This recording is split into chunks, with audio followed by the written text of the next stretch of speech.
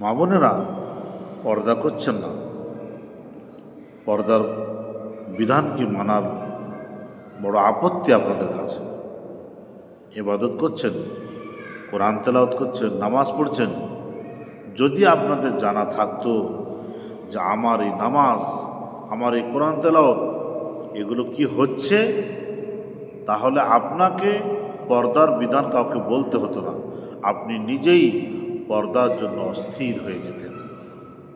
আপনার কি জানা আছে যে অন্ধকার ঘরের ভিতরে নামাজরত অবস্থাতে যদি হাতের কবজির উপরে, যদি কপালের উপরে কয়েকটা চুল বা টাকনুর উপরে যদি একটু কাপড় উঠে যায়, বা শরীরের কোনো অঙ্গ থেকে যদি একটু কাপড় সরিয়ে যায়, আপনি অন্ধকার ঘরের ভিতরে একাকী নামাজ পড়লেও আপনার একটাও নামাজ কবুল হচ্ছে না।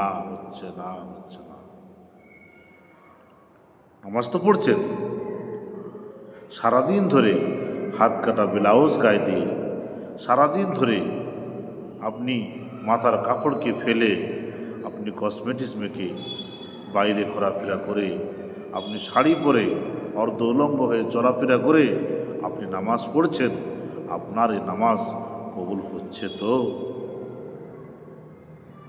যদি আল্লাহর ভয় থাকে, পাল্টে ফেলেন পোশাক, ঢুকে পড়েন পর্দার ভিতরে।